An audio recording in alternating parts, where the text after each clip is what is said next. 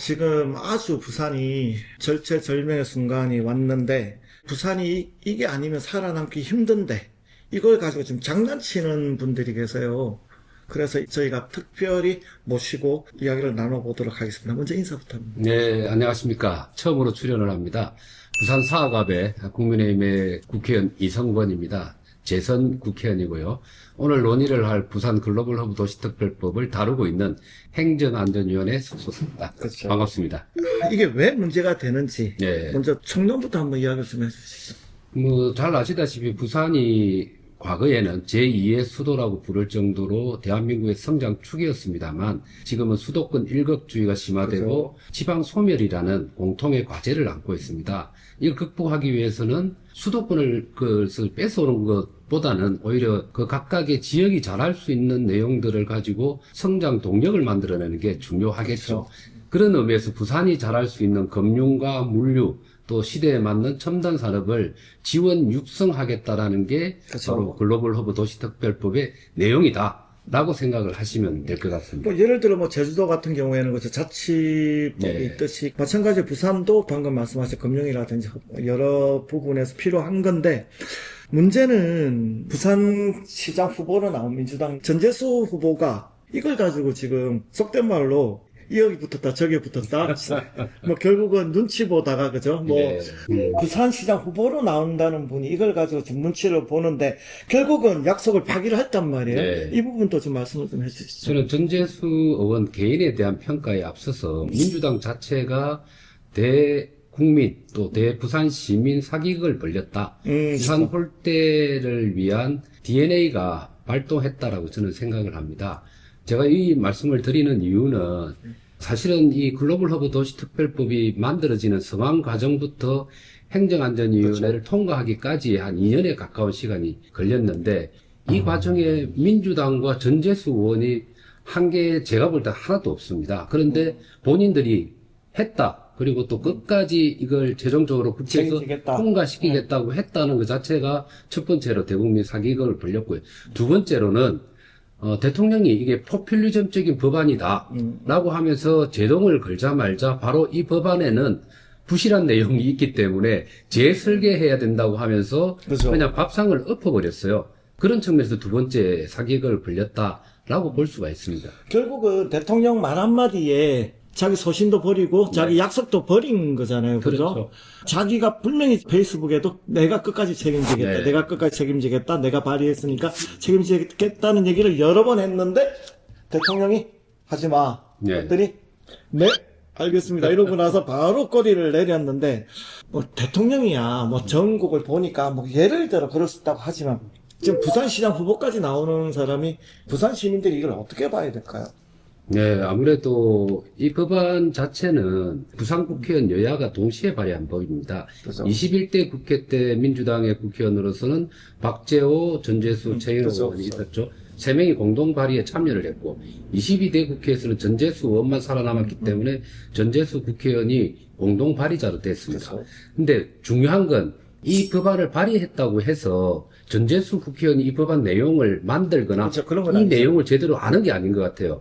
왜 그런가 하면은 2024년 1월 달에 정부에서 행안부가 중심이 되고 그다음에 지방정부인 부산시가 중앙부처의 모든 부처의 의견을 조율해서 이 법안을 만들었거든요.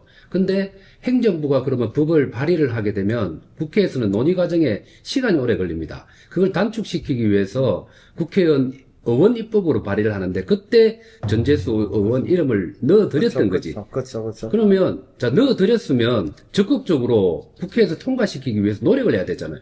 특히나 21대와 22대 국회는 민주당이 150석 이상의 과반의석을 가지고 있기 때문에 민주당만 마음만 먹으면 이 법안은 통과되는 법입니다. 근데 2년 동안 통과가 안 됐죠. 근데 국민의힘은 이 법안을 당론 법안으로 채택을 하고 있었어요. 근데 하도 통과를 안 시켜주니까 박영주 시장이 160만 명이 넘는 시민들의 서명까지도 받고 심지어는 작년에 추운 겨울에 서울에 올라와서 국회의사당에서 천막 농성까지 했고요. 그다음 최근 들어서는 삭발 농성까지 하니까 삭발식까지 하니까 그제서야 민주당이 선거 앞두고 있어서 자기들한테 손해가 올까 걱정이 된 건지 갑작스럽게 정청래 대표, 한병도 원내대표, 전재수 의원이 우리 민주당이 하겠다. 효능감을 보여주겠다. 이렇게 했는데 했던 법안이에요.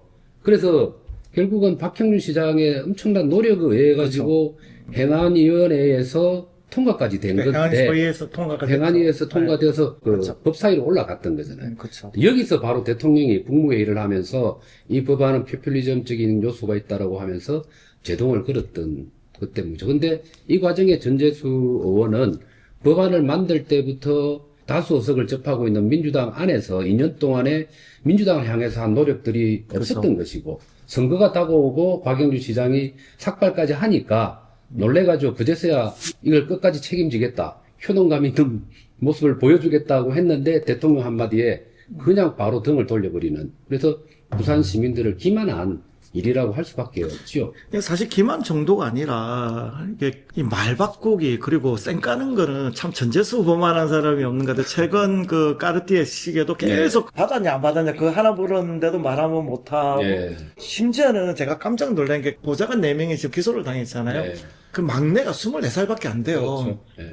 그 23살이면 그 뭘 안다고 그렇게까지 하는데도 자기는 아무 관련이 없다라고까지 하는데 이걸 보면서도 언제 그랬냐는 듯이 사실상 폐기가 된 거잖아요. 폐기가 되면서 자기가 뭔가 재설계를 하겠다라고 했는데 내용도 모르는 사람이 예. 까지 재설계를 할 수가 있나요? 그거는 불가능하죠. 그죠. 저게 재설계를 만일에 할 거라면 원래 원안의 법안에 문제가 있다면 본인이 알고 있어야 되잖아요. 그러니까요. 본인이 그 법안에 서명할 때부터 알고 있어야 되는데 전혀 몰랐다는 것을 의미하는 거고 그 다음에 박영준 시장이 삭발하고 난 다음에 원내 지도부와 당 지도부를 찾아가서 통과시켜달라고 할 때 문제가 있다는 걸 알면 그죠. 그때부터 논의를 해서 새 법안을 만들어야 되죠. 그 다음에 3단계로 봤을 때 행안위에서 우리가 토론을 많이 했거든요. 그렇죠.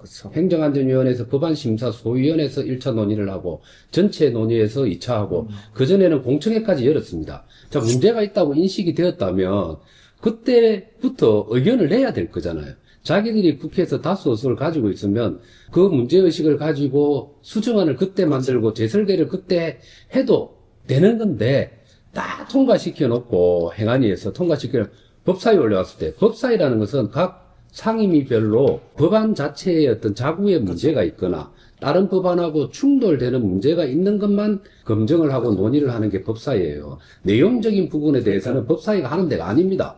근데 그 중요한 행안위까지 통과시켜 놓고 문제가 있으니까 재설계하겠다? 그리고 지금 선거가 며칠 남았습니까? 이제 40여일밖에 안 됐는데 30일 때부터. 언제 이 법안을 만든다는 겁니까? 그러면 선거 끝나고 나면 이걸 진짜 할지 안 할지도 모르는 거예요. 그러니까 1차 거짓말, 2차 거짓말, 3차 거짓말, 4차 거짓말까지 예고될 수도 있다. 라는 우려가 되고 그런 의미에서 부산 시민들이 분노하는 게 저는 당연하다고 생각을 합니다.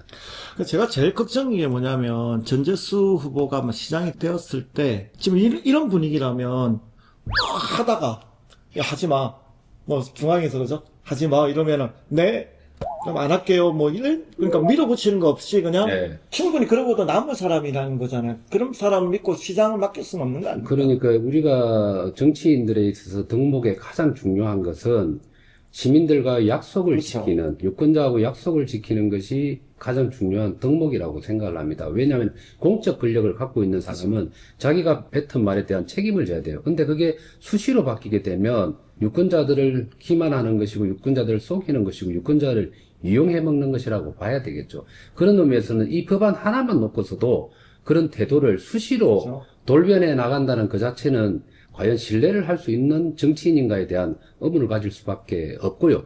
특히 지금 아까 말한 것처럼 수도권 일극주의와 지방 소멸이 과속화되고 있는 시기에는 지방의 수장이란 사람이 대통령과도 싸울 각오가 돼 있어야 그러니까 되고 당연하죠. 중앙정부로부터 따라야 될 거 아니에요. 권한을 최대한 지방 그렇죠. 분권을 시켜내야 될 그런 의지와 소신과 철학이 있어야 되는데 대통령과 딱 말 한마디에 바로 등을 돌린다는 것은 부산의 미래에 대해서 부산에 있는 사람만큼 잘 모르는 예를 들어 중앙정부의 사람이나 대통령이 지시를 하면 그럼 계속 따라가고 그냥 끌려다닐 수밖에 없게 되는 거죠. 그래서 소신이 없는 지방정부의 수장의 등장하게 되면 그 피해는 시민이 지게 된다. 그래서 정말 안타깝게 생각을 합니다. 말씀드렸지만 지금 전재수 후보가 이게 처음이 아니에요. 제일 우리가 염원했던 산업은행 이전도 네. 마찬가지고, 그리고 대통령이 분명히 투자공사가 아니라 투자은행을 네. 하라고 했는데 지금 자기가 빨리 뭔가 해보려고 하다가 그냥 공사로 바꿔버린 거잖아요. 네,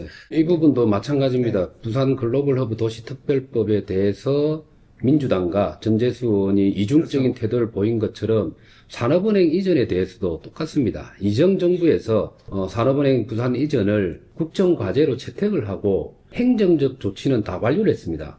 이게 산업은행이 부산으로 이전하려면 실제로는 행정적 조치로서 정부 차원에서 그래서 이전 공공기관으로서 지정해서 관보에다가 고시를 하는 게 제일 중요한 절차입니다. 그렇죠. 그 절차를 행정적으로 이전 정부에서 완료를 다 해놨어요. 그다음 남아있는 마지막 과제가 뭔가 하면 산업은행 법상에 보면은 4조 1항에 산업은행의 본점은 그냥 서울로 돼 서울시에 둔다라는 조항을 부산시에 둔다라고만 바꾸면 돼요. 자, 그럼 누가 바꿀 수 있느냐? 입법적 조치이기 때문에 국회에서 바꿔야 되는데, 문제는 아까도 글로벌 허브 도시특별법과 똑같이 민주당이 150석, 170석 넘는 의석을 독점하고 있는데, 민주당만 합의해주면 산업은행 이전은 이미 그렇죠. 대- 2년 전에 다 끝났습니다. 해수부보다 더 빨리 네. 내려왔겠죠. 벌써 내려왔죠. 그런데 민주당이 그걸 막고 있었어요. 근데 이 법안에도, 산업은행 이전 법안에도 전재수 의원 이름이 올라가 있습니다. 그렇죠. 그럼 2년 동안에 도대체 뭘 하고 있었느냐. 그러다가 지금은 정권이 바뀌고 난 다음에 대통령 공약으로 투자은행을 만들겠다고 했다가 그게 다시 공사로 격화가 되고 이것조차도 지금 언제 이루어질지 그렇죠. 모르는 상황으로 되어버린 거죠. 그래서 행정적인 어떠한 빠른 이전을 할 수 있는 조건은 다 갖췄는데 결국은 의회를 독점하고 있는 민주당의 목리와 방해로 결국은 이 두 가지 법안들이 지금 표류가 되어버린 것이라고 말씀을 드릴 수가 있습니다. 그 전재수 후보가 별명이 요즘 생겼어요. 마이너스 손이래요. 마이다스의 예. 손이 아니고 마이너스에서 아니 그게 그럴 수밖에 없는 게 이 사람이 뭘 한다 그러면 다 격하대. 이게 자기가 뭘 한다 그래서 된 게 있나요? 그렇죠. 하나도 없는 것 뭐 같아요. 실제 정권 바뀌고 난 다음에 저 해양수산부 이전이라든지 이런 부분들은 딱 그냥 대통령이 한 사실은 것이죠. 한 네. 것이고 그 위에 결과물을 얹어준 형태라고 봐야 되겠죠. 예전부터 그 민주당 부산시당에 저희가 쌤TV에서도 많이 이야기를 했는데 민주당은 존재 자체에 대한 이미지를 모르겠어요. 그래도 그나마 그래도 국민의힘은 보면 좀 아닐 네. 때는 아니라라고 이야기는 예. 하잖아요. 예. 하는데 도대체 그 민주당 부산시당은 누구를 위한 정당인지를 모르겠어요. 그게 정당마다 정당 내부의 문화와 풍토는 역사적으로 좀 다른 점이 있는 것 같습니다. 민주당의 경우는 권력 쟁취를 위해서 군대 조직처럼 일사불란한 그렇죠. 그러한 모습들이 상당히 많이 정착이 돼 있고, 그러면 돌격 앞으로 하면은 잘못된 방향이라 하더라도 그냥 이견 없이 그렇게 가는 모습이 좀 많은 것 같은데, 우리 국민의힘 보수 정당의 경우는 좀 다른 부분들이 염치와 체면을 중시하는. 그렇죠. 그렇죠. 그래서 좀 잘못되고 문제가 있으면 내부적으로 이견을 이렇게 표출하는 것이 조금은 일상화되어 있습니다. 그래서 강성 당원들이나 일부의 당원들이 볼 때는 단합하지 못하고 서로가 갈등하고 분열되어 있는 것처럼 보이긴 하지만 다른 면에서는 당내 민주주의가 보장된 측면에 있어서 서로의 이견을 제시하고 토론하고 또 어떨 때는 싸우기도 하고 또 이런 부분이 민주당과 또 우리 국민의힘의 차이점이다. 근데 이 법안을 놓고서 대하는 태를 보더라도 그게 맞아요. 이 법안을 보더라도 민주당은 잘못된 중앙당의 방침과 또 대통령의 지시가 있는데도 불구하고 부산의 이익을 보면 당연히 이거는 목소리를 내줘야 되는데 그 목소리를 민주당 부산시당이나 민주당 내에서는 내지를 못하고 있는 게 우리가 볼 때는 너무 안타까운 현실입니다.